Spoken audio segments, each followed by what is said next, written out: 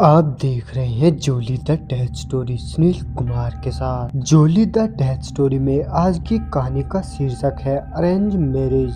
लेकिन इस कहानी में आगे बढ़ने से पहले हमारी आपसे एक विनती है दोस्तों, अगर आपने इस चैनल को सब्सक्राइब नहीं किया है तो कर ले, साथ ही बेल आइकन भी जरूर दबा दें ताकि हमारे आने वाले वीडियोस की नोटिफिकेशन आपको जल्द मिले। तो चलिए बढ़ते हैं आज की इस कहानी की ओर। आखिरकार दीनू जी को उनकी बेटी के लिए उनका जीवन साथी मिल ही गया। इस रिश्ते को लेकर दीनू का पूरा परिवार खुश था, क्योंकि जिस घर में दीनू की लड़की जाने वाली थी वह लड़का बहुत ही बड़ा बिजनेसमैन था और उनका ठीक ठाक कारोबार था। पूरे परिवार के सदस्य अच्छे और बहुत ही नेक थे। यूं कहे तो एक आदर्श परिवार मिल गया था। फाइनली अब वह समय आ ही गया जब पूनम को विदा किया जा रहा था। पूरे परिवार के सदस्यों के चेहरों पर खुशी छाई हुई थी, लेकिन वहीं दूसरी तरफ पूनम से बिछड़ने का दुख भी उन्हें बहुत हो रहा था। आखिरकार पूनम विदा होकर अपने ससुराल पहुंच गई, जहां पहुंचने के बाद उसका अच्छी तरह स्वागत किया गया। लेकिन वहीं दूसरी तरफ रस्मों रिवाजों को पूरा करते करते अब तक सूरज ढल चुका था और अब वक्त था उस पल का जिसका इंतजार हर नौजवान को होता है। जब पूनम अपने कमरे में बैठी हुई उनका इंतजार कर रही थी तो अचानक से उसे एक गंदी स्मेल आने लगी। ऐसा लग रहा था कि मानो किसी ने कमरे के अंदर जानबूझकर पेट्रोल छिड़क दिया हो। लगातार गंध आने की वजह से अब पूनम के सिर में बहुत ज्यादा दर्द होने लगा। इसी बीच पूनम के पति तुरंत कमरे में आकर दाखिल हुए।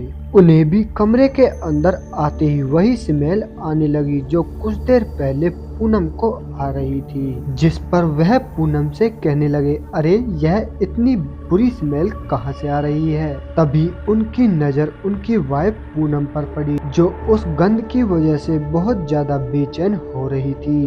पूनम को इस तरह परेशान देखकर जीतू उसे कमरे से बाहर ले आता है। अब तक पूनम की तबीयत बहुत ज्यादा बिगड़ चुकी थी, जिसके चलते जीतू को तुरंत डॉक्टर को बुलाना पड़ा। अगले ही दिन पूनम और जीतू देर रात अपने कमरे में थे।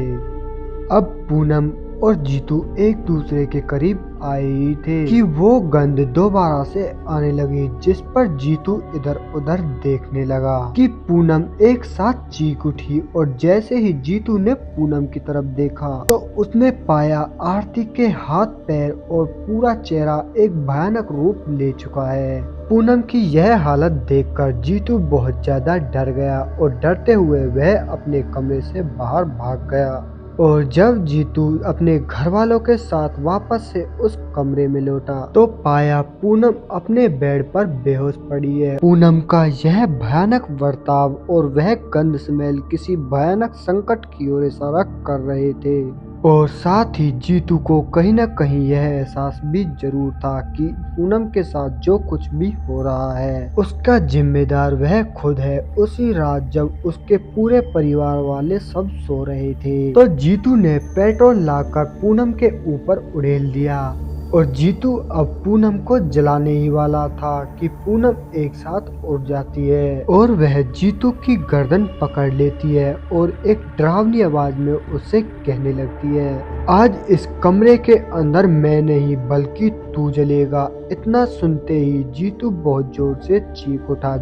उसकी चीख सुनने के बाद उसके घर वाले उस कमरे के अंदर आ गए, जिन्होंने पाया कि पूनम ने अपनी काली शक्तियों द्वारा जीतू को हवा में लटकाया हुआ है। पूनम का भयानक चेहरा देखते ही उसके परिवार वाले कांप उठे। वहीं दूसरी तरफ जीतू दर्द के कारण झटपटा रहा है। दर्द से झटपटाते देख उसकी माँ पूनम से कहने लगी, तुम कौन हो और मेरे बेटे ने आकर तुम्हारा क्या बिगाड़ा है जो तुम इसके साथ ऐसा कर रही हो। तभी पूनम उन सब से कहने लगी, क्यों पहचाना नहीं? पहचानने में बहुत ज्यादा देरी कर दी, मैं सुमन।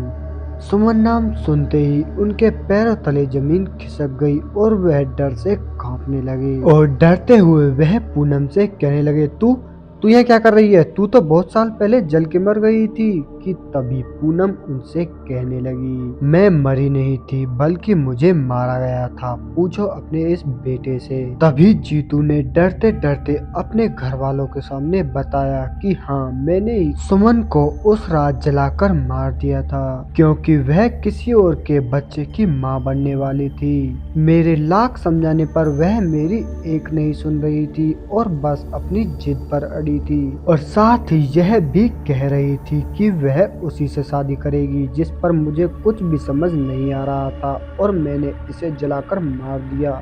जैसे ही जीतू ने अपने गुनाह कबूल किए वह तुरंत हवा में उड़ता हुआ जमीन पर गिर गया और पूनम भी अब नॉर्मल हो गई, लेकिन दूसरी तरफ देखने पर पता चला कि जीतू की अब मौत हो चुकी है। तो दोस्तों, पूनम के पिता ने उसकी अच्छी खासी हैसियत को देखकर पूनम की शादी जीतू से करा दी, ये जाने बिना कि उस आदमी का चरित्र कैसा है, जिसकी वजह से पहले सुमन और अब पूनम की जिंदगी बर्बाद हो गई। हमारे इस समाज में वर्षों से बस यही चलता आ रहा है, हम लोग बस हैसियत देखते हैं और पैसे के कारण बिल्कुल ही अंधे हो जाते हैं, यह नहीं देखते कि उस लड़के का चरित्र कैसा है।